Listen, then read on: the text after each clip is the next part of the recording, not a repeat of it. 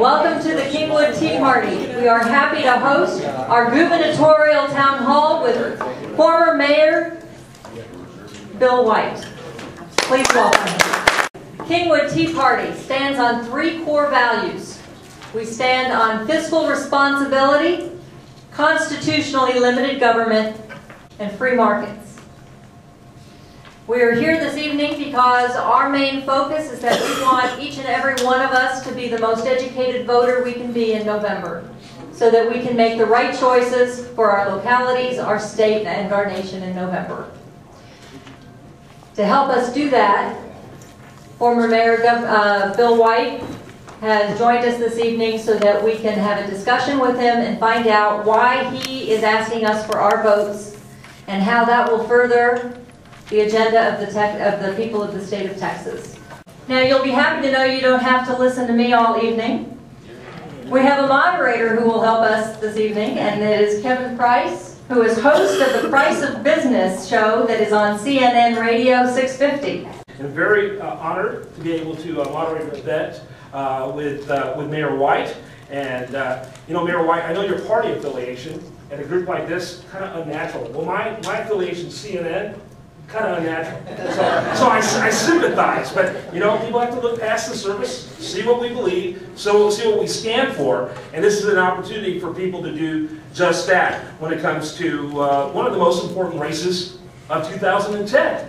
I think this is an important time. A lot of talk is going on about the U.S. House races and U.S. Senate races, and the high likelihood that 1994 was rather mild compared to what 2010 is going to be in terms of turnover. And there's a lot of talk about that. With that, if that happens, if we see a major shift, what we're going to see is an opportunity for a shift in the way governing is done.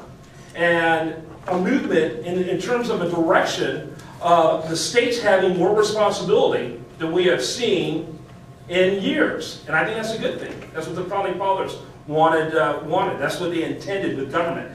Our Constitution gives the federal government 17 enumerated powers.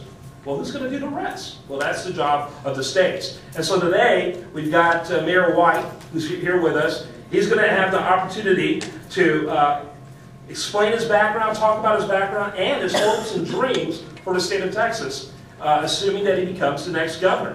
And so I'm delighted for him to be here today, and I think you're very much a stand-up guy coming here and talking to us tonight, and I look forward to having you a part of our program.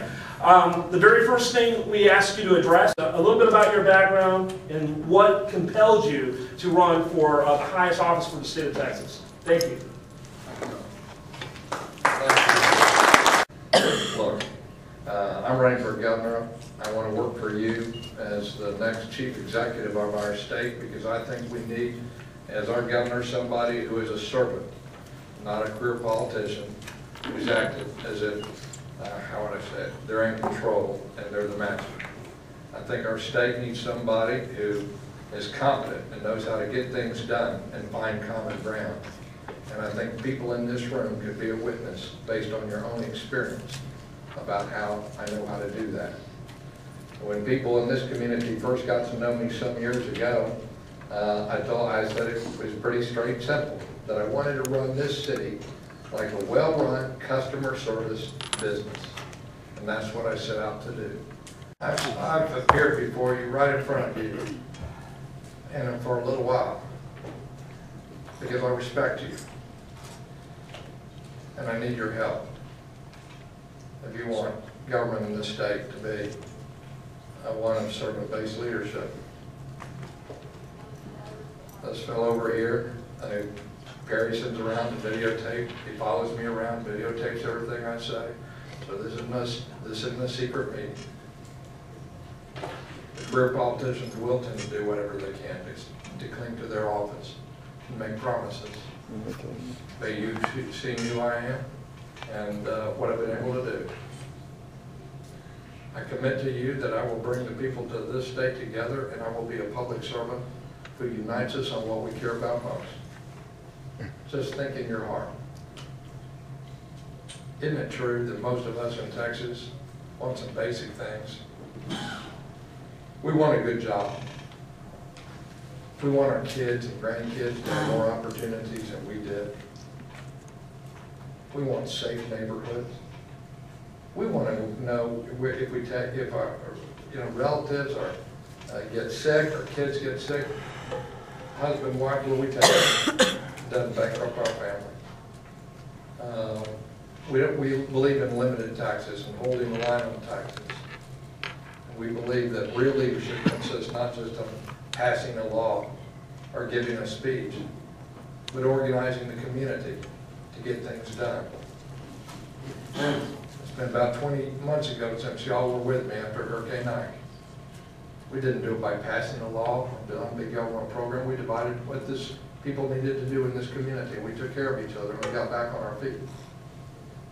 It was real leadership. I demand results.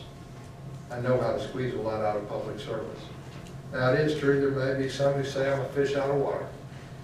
That in this political environment, with the politics of theater and fear and sound bites, people who speak to the microphones and want to tell you there's some simple solution to every problem, that a person like me may not be, how do I say it? That the politics of our country is doomed to have people shouting at each other rather than finding common ground. But I love this country too much for that. I need your help. This is a great state. I get my values from my faith and my family. My dad, when he came off the farm, he was injured in the war. He went to school in the GI Bill. My mom, her mom began working when she was a teenager, standing up at a store and then later selling cosmetics. She worked for 50 years. They taught me hard work.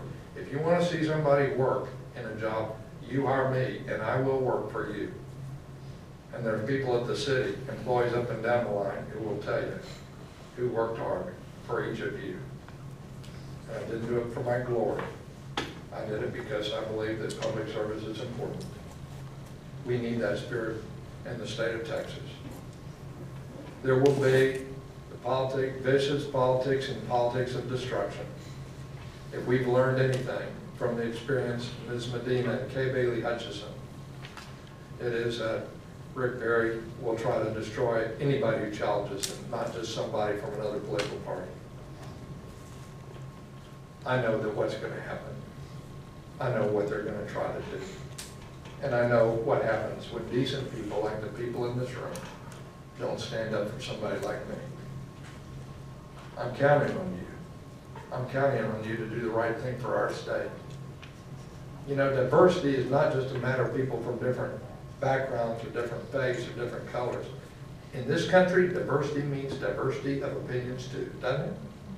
Isn't that right? Isn't that one of the principles that our men and women are fighting for halfway around the world?